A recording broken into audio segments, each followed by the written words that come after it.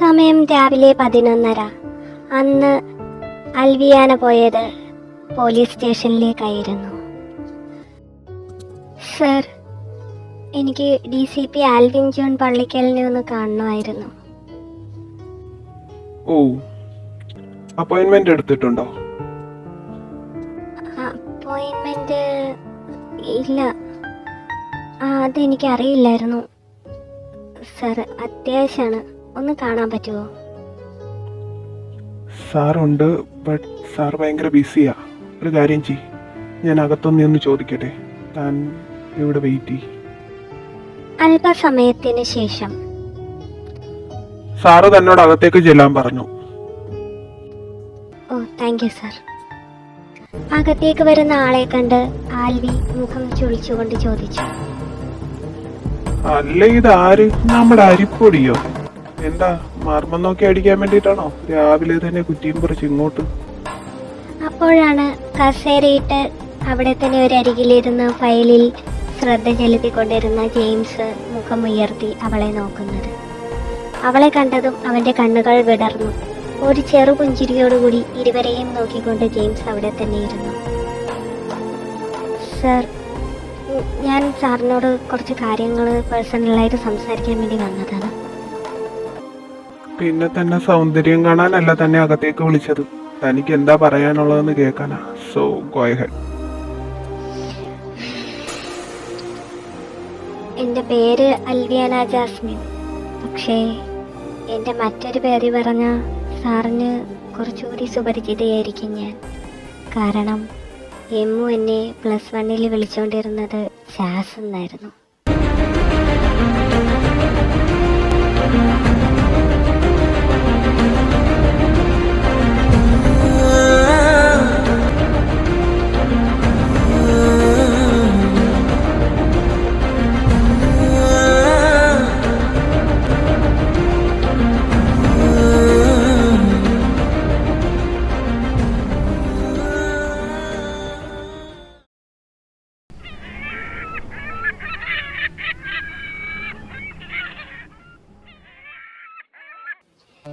തിരയെണ്ണിക്കൊണ്ടിരിക്കുന്ന ജാസ്മിൻ്റെ മനസ്സ് മറ്റെവിടെയോ ആയിരുന്നു. അവളെ തന്നെ നോക്കിക്കൊണ്ടിരുന്ന ജെയിംസും ആൽവിനും പെട്ടെന്ന് തന്നെ ജാസ്മിൻ ഇരുവരെയും നോക്കിക്കൊണ്ട് തുടർന്നു. ഇനിയെങ്കിലും ഞാൻ നിങ്ങളുടെ മുന്നിൽ എത്തിയില്ലെങ്കിൽ അത് ഞാൻ എമ്മുവിനോട് ചെയ്യുന്ന ഏറ്റവും വലിയൊരു ദ്രോഹം തന്നെയാണ്. എനിക്ക് നിങ്ങളെ രണ്ടുപേരെയും ഇതിനു മുൻപേ തന്നെ അറിയാം. എമ്മു പറഞ്ഞിട്ടുണ്ടാവും അല്ലേ? നീ എന്താ ഇത്രയും നാളും ഞങ്ങളിൽ നിന്ന് മറഞ്ഞു നിന്നത്? ഇപ്പം ഞങ്ങളുടെ മുന്നിൽ പ്രത്യക്ഷപ്പെടാനുള്ള കാരണം എന്താ? 1 by 1 എല്ലാം അറിയണം എനിക്ക്. അത് പറയാനാണ് ഞാൻ ഇപ്പോൾ നിങ്ങളുടെ മുന്നിൽ വന്നത്. അതിനു മുമ്പ് ഞങ്ങളുടെ പാസ്റ്റ് എന്താണെന്ന് കൂടി നിങ്ങൾ രണ്ടുപേരും അറിഞ്ഞിരിക്കണം. ഒരാൾ എമ്മുവിൻ്റെ ബ്രദർ എന്ന നിലയ്ക്കും മറ്റൊരാൾ എമ്മു സ്നേഹിക്കുന്ന ആളെന്ന നിലയ്ക്കും.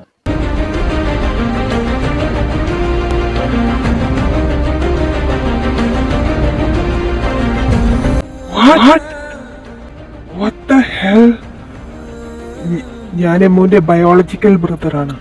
അതുകൊണ്ട് അവളെ എന്റെ ബ്രദറായിട്ടായിരിക്കും കാണുന്നത്. അപ്പോ ജെയിംസിനെ? No way. അൽവിയാന, താൻ എന്ത് നോൺസെൻസ് ഒക്കെയാണ് വിളിച്ചു പറഞ്ഞുകൊണ്ടിരിക്കുന്നത്? ഞങ്ങൾ ബ്രദർ സിസ്റ്റർ റിലേഷൻഷിപ്പ് തുടങ്ങിയത് ഇന്നൊന്നുമല്ല, കുട്ടിക്കാലം മുതലേ അങ്ങനെ തന്നെയാണ്. അത് സാറിന്, അവൾക്ക് അങ്ങനെ ആയിരുന്നില്ല. ഐ ഗാസ് ഇപ്പോഴും. ഞങ്ങൾ സ്കൂളിൽ പഠിക്കുന്ന സമയത്താണ് ആദ്യമായിട്ട് കണ്ടുമുട്ടിയത്. അതും +1 ചേർന്നപ്പോൾ. കോൺവെൻറ്റ് സ്കൂളിലായിരുന്നത് കൊണ്ട് തന്നെ ഞാൻ എൻ്റെ ചില ഫാമിലി മാറ്റേഴ്സൊക്കെ കൊണ്ട് അവിടെ ബോർഡിങ്ങിലേക്ക് കയറി. അപ്പോൾ പരിചയപ്പെട്ടതാണ് എമ്മുവിനെ, എമിലിയെ. അവിടെ വെച്ചാണ് അറിയുന്നത് എമിലിയെയും എമിലിയുടെ ഫാമിലിയെയും. എമിലിയുടെ ഫാമിലി ചേട്ടൻ്റെ കൂടെ IPS ട്രെയിനിങ്ങിന് വേണ്ടിയിട്ട് ഹൈദരാബാദിലാണെന്നും കാര്യമൊക്കെ. അങ്ങനെ എമിലി ബോർഡിങ്ങിൽ വന്നതാണെന്നും ഒക്കെ. തനിക്കെന്ത് ഫാമിലി പ്രോബ്ലംസാണ് ഉണ്ടായത്? അതുകൂടി ഞങ്ങൾക്ക് അറിയണം. അന്ന് സാറ് പരിചയപ്പെട്ടില്ലേ, ഞങ്ങളുടെ college principal David Devasy. He's not my real father. അദ്ദേഹം എൻ്റെ സ്റ്റെപ്പ് ഫാദറാണ്. ചതിയിലൂടെ എൻ്റെ പപ്പയെ കൊന്നയാൾ എൻ്റെ അമ്മയെ സ്വന്തമാക്കി ഞങ്ങളുടെ സ്വത്തുക്കളൊക്കെ കീഴടക്കി വെച്ചിരിക്കുന്ന ഒരു ദുഷ്ടൻ. അവസാനം ആരും അറിയാതെ എൻ്റെ മമ്മിയെയും അയാൾ മരണത്തിലേക്ക് വിട്ടു. ഇപ്പം അയാളുടെ നോട്ടം മുഴുവൻ എന്നിലാ.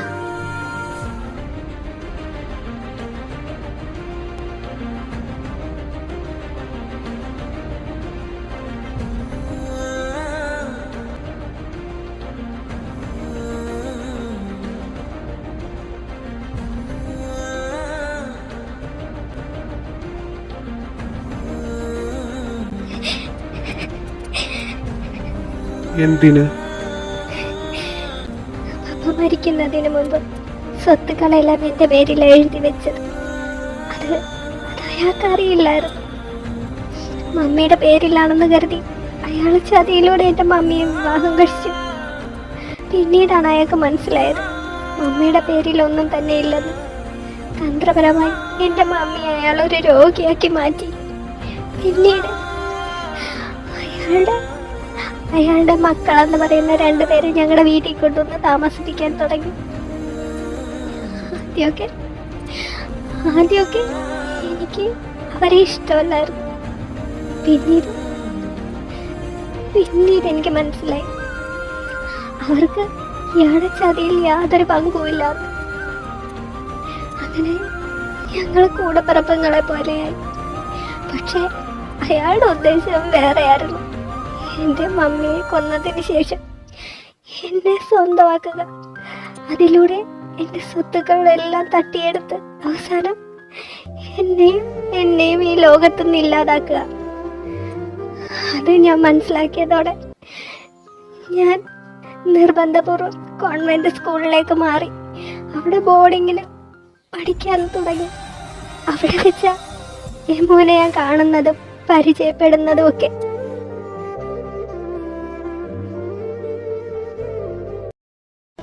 Hi, I am Emily John Pallikkal. What's your name? Hi, I am Alviana Jasmine. Alvi? What a coincidence. എൻ്റെ ബ്രദറിൻ്റെ വീട്ടിൽ വിളിക്കുന്ന പേര് Alvina. His name is Alvin. What? I think that's why we met. I don't think so.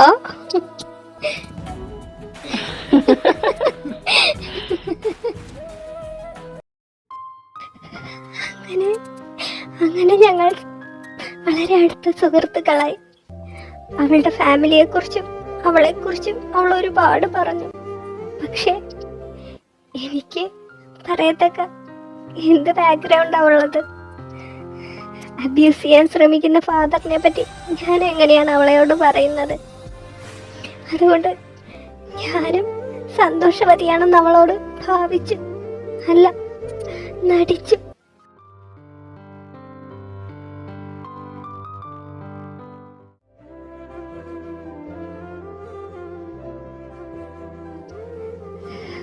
അങ്ങനെ ഇരിക്കെ ഒരു vacation ടൈമിൽ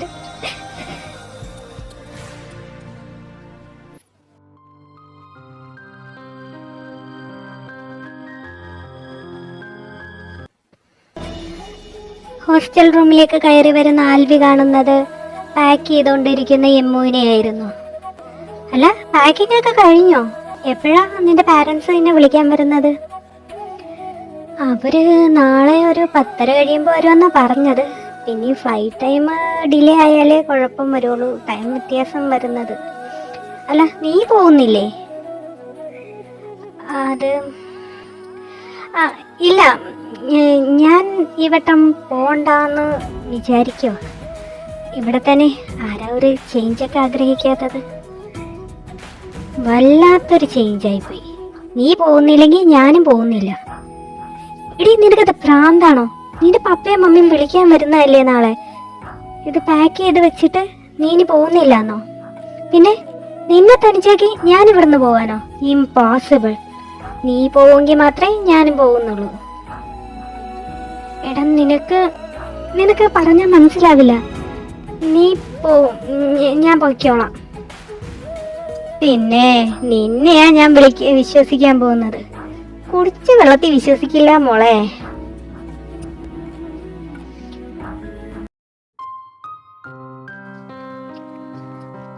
ആ വെക്കേഷനാണ് ഞങ്ങളുടെ രണ്ടുപേരെയും അകറ്റാനുണ്ടായ കാരണം. ഞാനന്ന് വീട്ടിൽ പോയാൽ മതിയായിരുന്നു. ഞാനന്ന് വീട്ടിൽ പോകാതിരുന്നത് കൊണ്ട് എമ്മുവും നിങ്ങളുടെ അടുത്തേക്ക് വന്നില്ല. വെക്കേഷൻ ഞങ്ങൾ രണ്ടുപേരും ഹോസ്റ്റലിൽ തന്നെ തങ്ങാൻ തീരുമാനിച്ചു. ഞങ്ങൾ കോൺവെന്റിലെ മദറിനോട് പെർമിഷൻ വാങ്ങുകയും ചെയ്തു. പക്ഷെ എന്ത് ചെയ്യാനാ, എന്നെ തിരഞ്ഞ് അയാൾ അവിടെയും വന്നു. ഞാനാണെന്ന് കരുതി എൻ്റെ പപ്പയെന്ന് പറയുന്ന ആ ദുഷ്ടൻ എമ്മൂനെ കയറി പിടിച്ചു. ഇരുട്ടത്ത് അവൾക്ക് ആളെയും മനസ്സിലായില്ല. ലൈറ്റ് കത്താതെ വന്നപ്പോഴാണ് മുറിയിലേക്ക് വരുന്ന ഞാൻ മെയിൻ സ്വിച്ച് ഓണാക്കി റൂമിലേക്ക് കടന്നത്. പെട്ടെന്ന് കണ്ട കാഴ്ച അത്, ഞാനൊരു നിമിഷം വൈകിയിരുന്നെങ്കിൽ ആ ദുഷ്ടൻ അയാൾ എൻ്റെ എമ്മൂനെ നശിപ്പിച്ചേനെ. ഞാൻ എൻ്റെ സകല നിയന്ത്രണവും വിട്ട് അയാളെ കൊല്ലാൻ തന്നെ ശ്രമിച്ചുകൊണ്ട് തലയ്ക്ക് അവിടെ ഇരുന്ന് ടേബിൾ ലാമ്പ് എടുത്തടിച്ചത്. പക്ഷെ ആ ദുഷ്ടൻ തലനാരിഴയ്ക്ക് രക്ഷപ്പെട്ടു. എൻ്റെ അമ്മ അബോധാവസ്ഥയിൽ കിടക്കുന്ന കണ്ടപ്പോ പിന്നെ അയാളുടെ പിന്നാലെ ഓടാൻ എനിക്ക് തോന്നിയില്ല.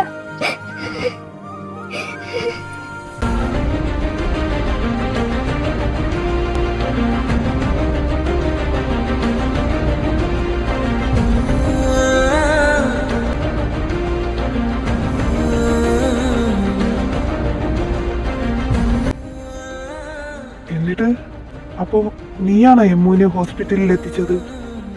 പറയാൻ. അതെ, ഞാനാ അവളെ ഹോസ്പിറ്റലിൽ എത്തിച്ചത്. സത്യങ്ങളെല്ലാം മദർ സുപ്പീരിയറിനോട് പറയാന്ന് കരുതിയ വീട്ടിൽ ഞാൻ അവളെ ഹോസ്പിറ്റലിൽ തനിച്ചാക്കി ഹോസ്റ്റലിലേക്ക് വന്നത്. നോക്കിയപ്പോ എനിക്കൊരു സർപ്രൈസ് എന്ന രീതിയിൽ പപ്പ എന്ന് പറയുന്ന ആ ദുഷ്ടൻ അവിടെ ഉണ്ടായിരുന്നു. അയാൾ എന്നോട് ഒരു ഏറ്റുപറച്ചില്ലെന്ന പോലെ പറഞ്ഞു. ഞാനാണെന്ന് വിചാരിച്ച എമ്മുനെ കയറി പിടിച്ചെന്നൊക്കെ. അതുകൂടി കേട്ടപ്പോ എനിക്ക് ദേഷ്യം അടക്കാനായില്ല. ഞാൻ പോലീസിൽ പരാതിപ്പെടുമെന്ന് അയാളെ ഭീഷണിപ്പെടുത്തി. പിന്നീടാണ് അയാളുടെ മുഖഭാവത്തിൽ വരുന്ന മാറ്റം ഞാൻ ശ്രദ്ധിച്ചത്. അയാൾ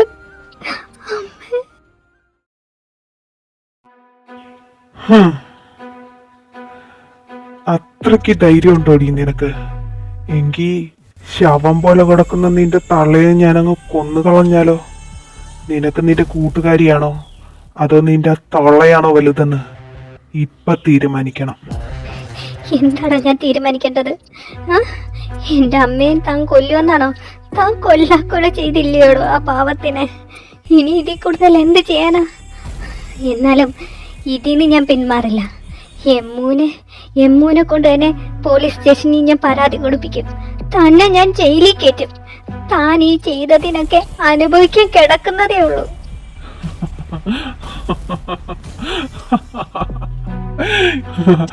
അതൊക്കെ നിന്റെ വെറും വ്യാമോഹം മാത്രമാണ് എന്റെ വളർത്തുമോളെ. നീ ആ കുട്ടിയെ കൊണ്ട് പോലീസ് സ്റ്റേഷനിൽ പരാതി കൊടുപ്പിക്കുകയോ എനിക്കെതിരെ കേസ് എടുക്കുകയോ ചെയ്താൽ നിന്റെ കൂടപ്പിറപ്പുങ്ങളെ പോലെ നീ കൊണ്ടു നടക്കുന്നില്ലേ എന്റെ മക്കളെ? അവരുടെ മുന്നിൽ ഇട്ട് കൊടുക്കും ഞാൻ നിന്റെ നഗ്നമായ ചിത്രങ്ങളും വീഡിയോസും ഒക്കെ.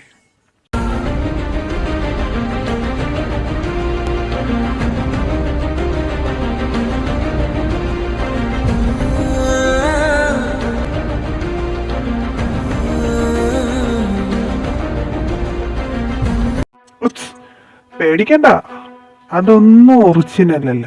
കാരണം എനിക്കൊന്ന് കാണാൻ പോലും പറ്റിയിട്ടില്ല. പിന്നെ എങ്ങനെയാ വീഡിയോ എടുക്കുന്നത്? അതെല്ലാം ഇപ്പോൾ മോർഫ് ചെയ്തും എഡിറ്റ് ചെയ്തൊക്കെ ഇടാൻ കഴിയുമല്ലോ. അങ്ങനെ കുറച്ചൊക്കെ ഞാൻ എടുത്തു വെച്ചിട്ടുണ്ട്. എൻ്റെ സേഫ്റ്റിക്ക് വേണ്ടി തന്നെയാ. ഇല്ലെങ്കിൽ നാളെ നീ തിരിഞ്ഞു കുത്തുമ്പോൾ നിനക്കെതിരെ പ്രയോഗിക്കാൻ എൻ്റെ കയ്യിലും എന്തെങ്കിലും ആയുധങ്ങളൊക്കെ വേണ്ടേ? തന്നെ പോലെ ഒരു വൃത്തികെട്ടവന്റെ കയ്യിൽ നിന്ന് ഇതൊക്കെ തന്നെ ധാരാളം. താൻ എന്നെ കൊല്ലുമെന്ന് പറഞ്ഞാലും ഇതിന്ന് ഞാൻ പിന്മാറില്ലടോ. ഞാൻ ചിലപ്പോൾ അവരുടെ മുന്നിൽ നാണം കെടുവായിരിക്കും. എന്നാലും സാരമില്ല, പിന്നീട് അവർ സത്യം മനസ്സിലാക്കിക്കൊള്ളുമല്ലോ. ഈ ഒരൊറ്റ കേസ് മതി താൻ ഇതിനു മുമ്പ് ചെയ്തിട്ടുള്ള കള്ളത്തരങ്ങൾ മുഴുവൻ തെളിയിക്കാൻ. ഞാൻ അവളെ കൊണ്ട് കേസ് കൊടുപ്പിച്ചിരിക്കും. താൻ ചെയ്യാൻ പറ്റുന്നത് എന്താന്ന് വെച്ചാൽ ചെയ്യടോ ദുഷ്ട. വാവ്, ഇത്രയൊക്കെ പറഞ്ഞിട്ടും നിന്റെ ധൈര്യം ഞാൻ സമ്മതിച്ചു. അങ്ങനെയെങ്കിൽ നിനക്ക് പകരം നിന്റെ കൂട്ടുകാരിയുടെ മുഖം അതിൽ ഞാൻ പകർത്തിയാലോ?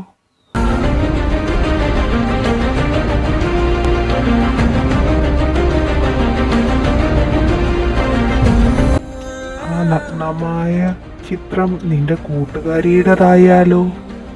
എങ്ങനെയുണ്ടാകും? ഞാൻ അതിനെപ്പറ്റി ചിന്തിച്ചത് പോലുമില്ല. അല്ലെങ്കിലും ചില സമയത്തൊക്കെ എൻ്റെ മൈൻഡ് ഇടയ്ക്ക് ബ്ലോക്കായി പോകും. ഇപ്പൊ ആക്റ്റീവ് ആകാൻ തുടങ്ങി. അതിനെ പറ്റി നിനക്ക് എന്താ അൽവി പറയാനുള്ളത്? നിന്റെ കൂട്ടുകാരിയുടെ പേരെന്താ? Emily, right? ആ കൂട്ടുകാരിയുടെ ചിത്രം അങ്ങനെ ഒന്ന് അയച്ചാലോ? അതും ഇന്റർനെറ്റിൽ കൊടുത്താലോ? അപ്പോ ലോകം മുഴുവൻ കാണില്ലേ? പിന്നെ അവളുടെ ജീവിതം. പിന്നെ അവൾ എനിക്കെതിരെ കേസ് കൊടുത്താൽ പോലും ഒരു മനുഷ്യൻ പോലും വിശ്വസിക്കില്ല. ഇങ്ങനെ നടക്കുന്ന സ്ത്രീകൾക്ക് ആരാ ന്യായവും നീതിയും കൊണ്ടുവരുന്നത്? ആ ദുഷ്ടന്റെ വാക്കുകൾ കേട്ടതും ആൽവി ഒന്ന് പകച്ചു. അവൾക്ക് തൊണ്ട വരളുന്നത് പോലെ തോന്നി. പെട്ടെന്ന് തന്നെ അവൾ അയാളുടെ അടുക്കൽ ചെന്ന് പറഞ്ഞു, വേണ്ട, അങ്ങനെ താൻ ചെയ്യരുത്. തനിക്കിപ്പോ എന്താ വേണ്ടത്? എന്നെ ഇങ്ങനെ കൊല്ലാക്കൊല ചെയ്യാൻ അതിനു വേണ്ട ദ്രോഹമൊന്നും ഞാൻ തനിയെ പറഞ്ഞു തൊലയ്ക്ക്. തനിക്ക് എന്താ വേണ്ടത് ഇനി?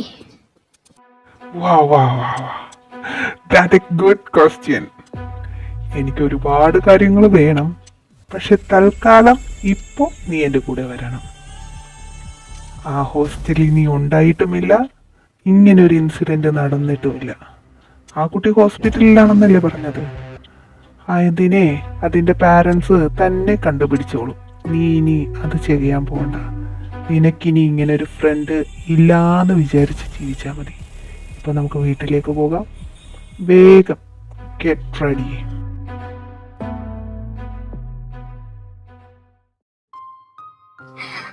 അങ്ങനെ ആ ദുഷ്ടന്റെ ഭീഷണിക്ക് മുന്നേ വഴങ്ങി എനിക്ക് വീട്ടിലേക്ക് തിരിച്ചു പോരേണ്ടി വന്നു. അവിടെ വന്നും അയാളുടെ സ്വഭാവത്തിന് യാതൊരുവിധ മാറ്റവും ഇല്ലായിരുന്നു. അതുകൊണ്ടാ ഞാൻ പിന്നീട് എമിലിയെ കോണ്ടാക്ട് ചെയ്യാതിരുന്നത്. അഥവാ വീണ്ടും ഞാൻ അവളെ കണ്ടുമുട്ടിന്നങ്ങനെ അയാളുടെ ചെവിയിലെത്തിയ അയാൾ പറഞ്ഞതുപോലെ എന്തെങ്കിലും ചെയ്യുമോ എന്ന് ഞാൻ നന്നേ ഭയന്നു.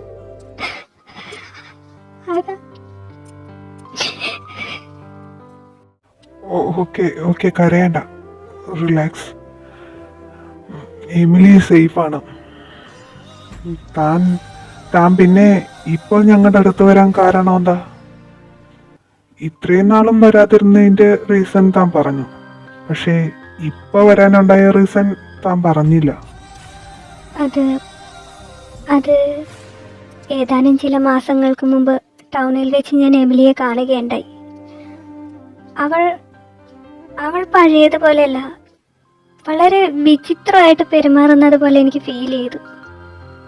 ആളുകളൊന്ന് അടുത്തുകൂടി പോയാൽ പോലും അവൾ ഭയത്തോടുകൂടി മാറി നിൽക്കുന്നതും പേടിയോടുകൂടി പുരുഷന്മാരെയൊക്കെ നോക്കുന്നതും ഞാൻ കണ്ടു.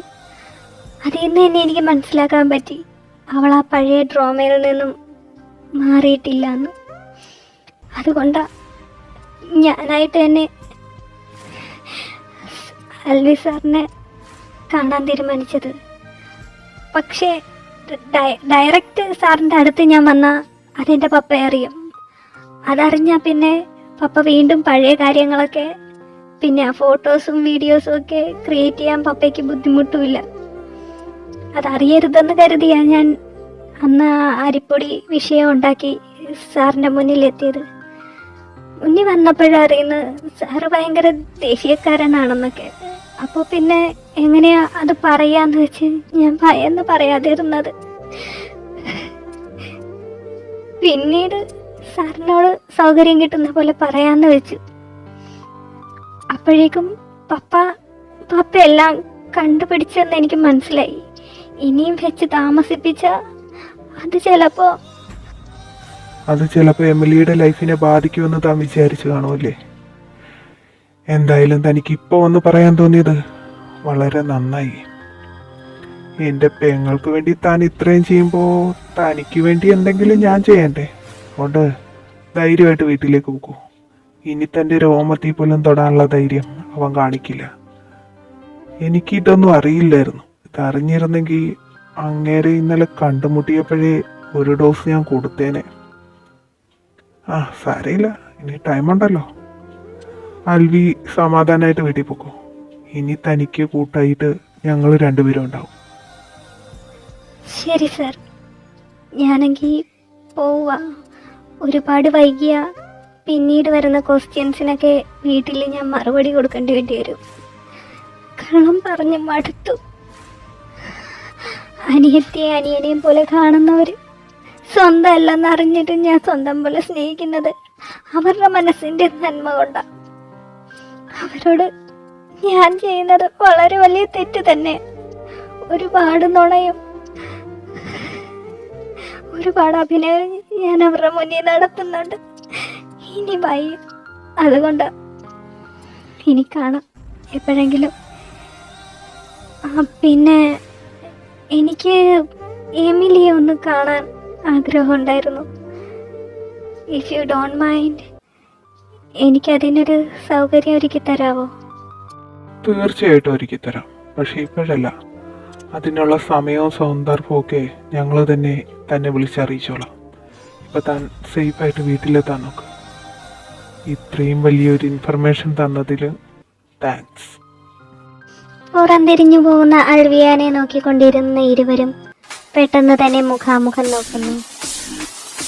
നല്ല പിള്ള ചമഞ്ഞ് കള്ളം കപ്പലിൽ തന്നെ ഉണ്ടായിരുന്നല്ലേടാ? കള്ളം കപ്പലിൽ തന്നെയുള്ള സ്ഥിതിക്ക് ഇനി നമുക്ക് നമ്മുടെ കളി തുടങ്ങിയാലോ? കളിയോ? എന്ത് കളി? അതൊക്കെ പറഞ്ഞുതരാം. നീ വാടാളിയാ.